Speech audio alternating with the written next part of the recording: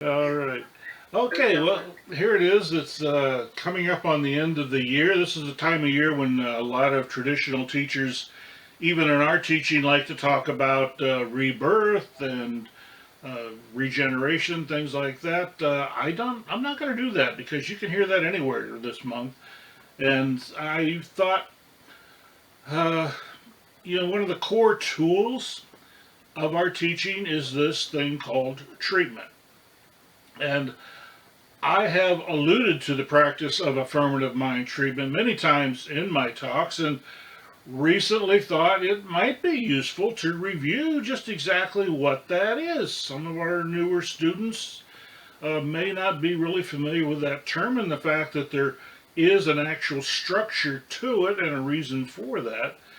And to my delight, the day that I was thinking about that and starting to put down a few notes, I turned on the Facebook here and was going to listen to Dr. John Waterhouse, one of my favorite teachers, who's now currently over at the Fort Lauderdale Center for Spiritual Living. And lo and behold, he was talking about treatment. So I thought, okay, great. Maybe I can learn something again because, uh, again, good teacher and excellent insights. So that chill that you're probably feeling right now is that recognition of this one mind that we all share flowing through us. They say great minds think alike. Well, I hesitate to put myself on the same level as Dr. Waterhouse, but hey, it's one mind, right? So why can't I be great too? All right. So, needless to say, my take will be different because our one mind does express uniquely through each one of us, and I'm not going to give his talk. I'm going to give mine. Okay. And every religion teaches some form of prayer as a way of connecting with their understanding of God.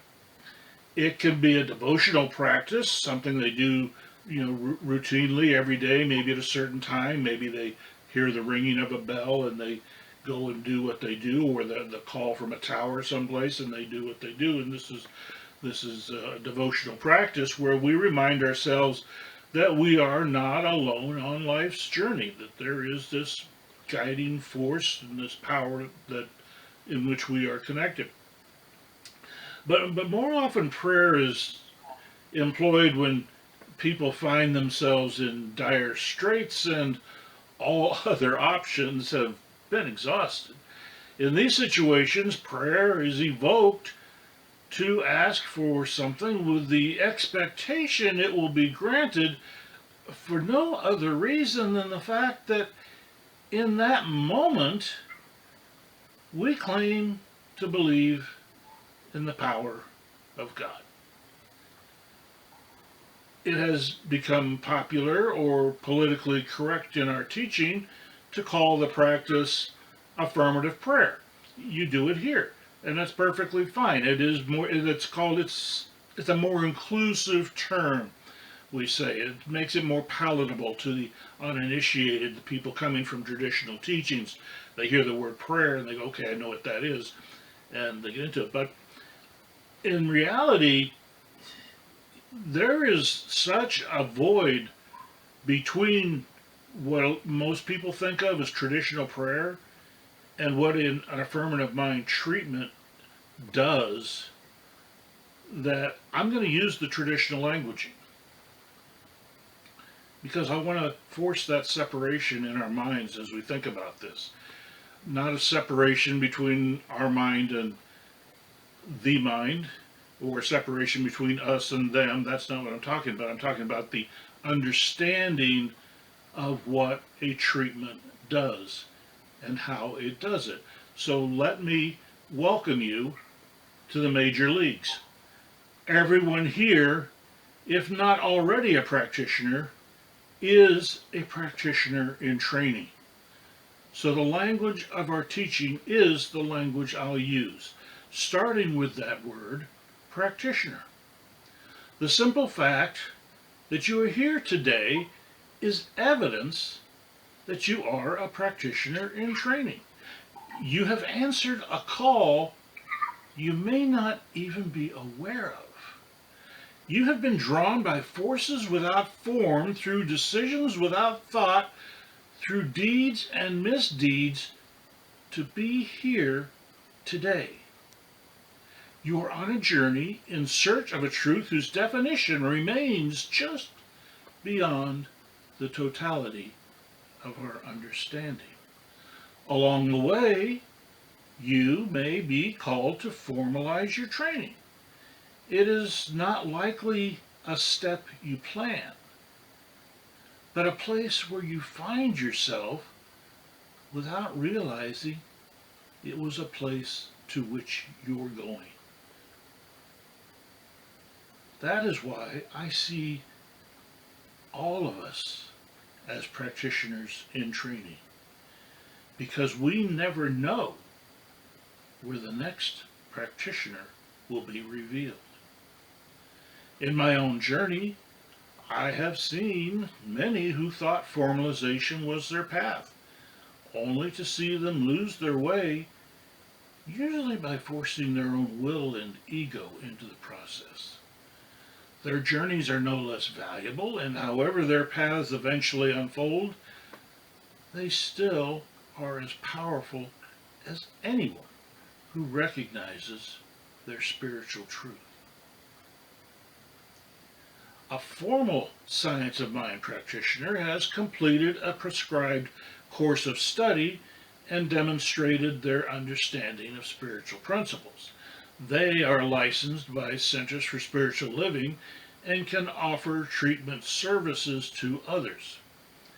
Any student of science of mind who is not licensed may employ treatment for themselves, and they can informally join in treatment with others. There's nothing, there's no prohibition about that. But a formal licensed practitioner may offer it as a service to others. So let me establish a hard and fast rule of treatment that may ruffle a few feathers if it's a new concept to you. We never do treatment for others. And we never do treatment for people who do not want it. Now, I can hear the murmurs in the back row. But Reverend Len, what if Mamima is ailing and the doctors have given up? Can't I pray for divine intervention to cure her? Short answer, no. Treatment is something we do for ourselves, to ourselves. We do not ask for divine intervention. We are not hoping, wishing, asking, or begging for something to happen. Most importantly, we are not trying to bend an outcome for someone else. We, as practitioners, as the person doing the treatment, we are knowing a spiritual truth, not in the future, but right now, in the present, and we are knowing that truth for ourselves. Around the idea of Mima's health, I know that spirit is perfect health. It's one of the principles. You can read about it. Mima is an expression of spirit. Again, it's in the textbook. Mima must therefore be perfect health. Whatever's happening right now in spirit is perfect. If that sounds like something you learned in algebra, welcome to the science in the science of mind. I know, again, around Mima, that the doctors caring for Mima are fully tapped into spiritual wisdom, and they are all having a really good day. If there's anything out in the ether that can be tried, one of them will find it. The medicos even recognize if it's out of their hands, and in their own way may evoke powers over which they have no control. And that too will be revealed. I know too that how I define perfection for Mima may not be how Mima defines it. may not be the best outcome for me, Ma, and I am okay with whatever outcome is revealed. I'm doing this treatment for myself. I am going to be at peace with however this turns out. That's a difference between what traditional teachings call prayer and what treatment in science of mind is all about. We are working on our own mind. We are conditioning ourselves to remain in the spiritual principles regardless of what's happening in the outside world. That is to say that if Mima does not recover as I would have preferred, I accept the outcome and however that affects my experience. Now this hole gets a lot deeper, and I haven't even touched on the mechanics of treatment yet. That is why our studies never really end. We can go round and round with this for a long, long time, and ever so slowly in some cases our understanding increases, our acceptance grows, and our experiences reflect that. Some of us get it right away. Some of us were born with it intuitively, and some of us it takes a little longer. Doesn't matter. We're all on a journey. Spiritual mind treatments are available in 4 convenient sizes suitable for a variety of situations. The common 5-step treatment is very popular, and it is the one I'm going to focus on today. However, there is a 7-step treatment that is useful for those especially coming from traditional teachings because it includes denial of the false idea as part of its process. And, denial is popular with traditional teachings, in my observation. A 3-step process is also available, and that's something we can do quickly and is useful for situations where we want to affirm our power without drawing a lot of attention. Maybe you're teeing off at the golf course and just want to affirm that today you are capable of having a really good game. I am, it is, and so it is. Recognition, declaration, and release. The 4th type of treatment I like to call the I-95.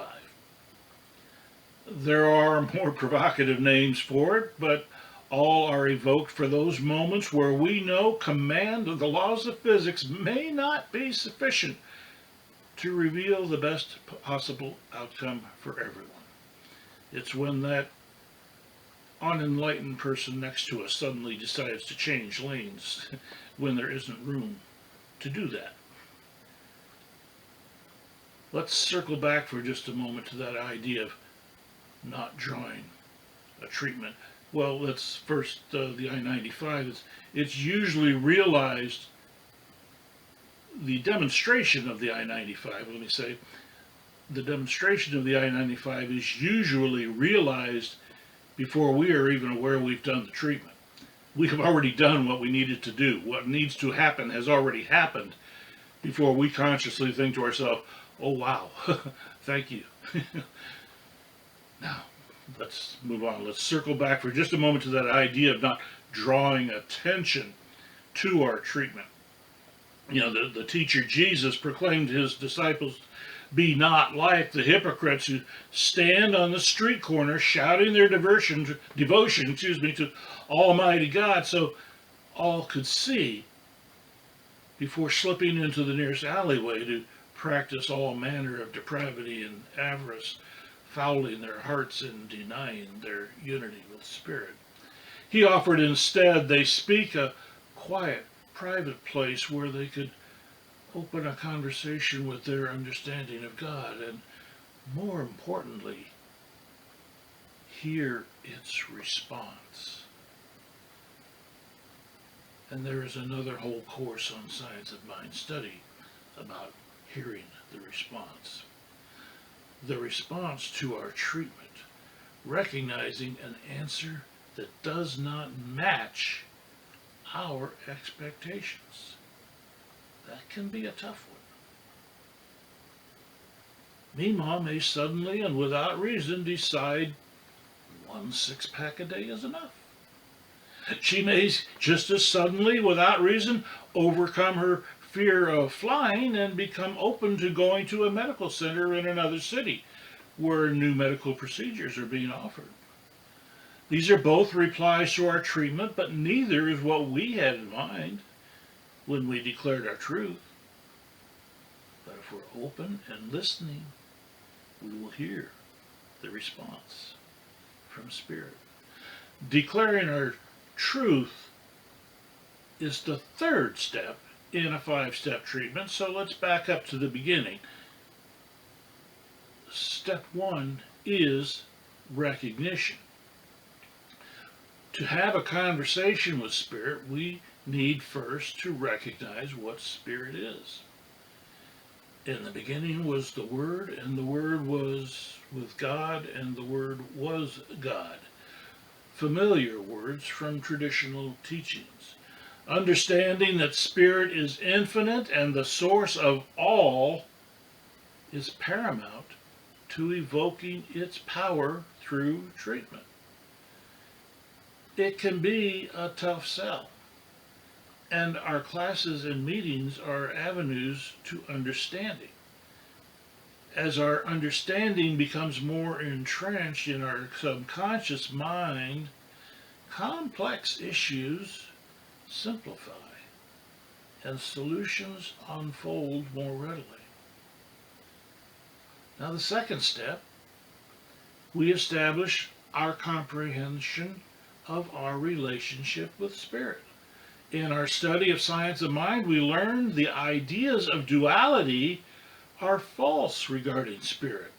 When we stop empowering the idea of evil as the source for our problems, we develop an appreciation for the power we command through Spirit. Awakening to our truth that Spirit is the infinite source of all and recognizing we are seamlessly united with Spirit, created, if you will, in its image, opens our minds to endless possibilities, bringing us back to step 3, our declaration of truth. This is where we bring forth the condition to be affirmed. We make our statement declaring the spiritual principle we know to be true in the present moment. Spirit only knows the present moment. It has no memory of the past and no hopes for the future. This is how we can be so powerful in changing our experiences by simply declaring a new direction. If we only declare that we know Mima will get better, Spirit creates in the present a condition of wellness that is forever out of reach, always just around the corner, when she will be better. Our declaration in the present is that Mima enjoys perfect health, joy, and beauty right now. And Spirit does the heavy lifting in figuring out how that happens. Another rule of thumb for treatment is to focus on what we want, not what we do not want. Spirit don't. If we focus on the problem,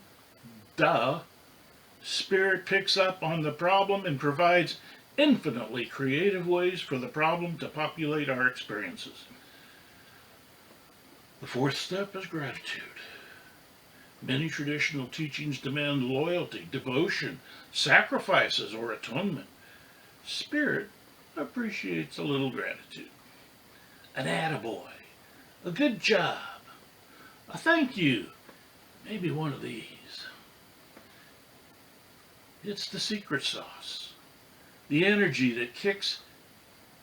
that Spirit uses to set in motion the solution we seek. Don't you try a little harder when people appreciate what you do? We are made in the image of Spirit, after all. And by declaring our gratitude, Spirit is informed that this is really something we desire. Nobody ever expressed true gratitude for a lump of coal in their Christmas stocking. Well, maybe Bob Cratchit and Dickens' Christmas Carol would see it as a blessing, but no kid I can think of would. And the fifth step, release. Let it go. Nobody likes being micromanaged, even spirit. Once we declare our truth and our gratitude, we release to spirit the how of how it gets done. Our part from this point is to maintain our conscious understanding of our unity, keep our gratitude strong and prominent, and most of all, remain open to unconventional solutions. There are treatments with different numbers of steps, but including them here detracts from the basic tenets of the science of mind. The five are the five that we drill into new students, and I find the most effective. Ernest Holmes, and our founder of Science of Mind, taught the 5 steps. He also taught the 7 steps, but I think the 5-step really sticks to the principle by keeping the focus on the positive. We do not need to deny a devil we do not believe exists.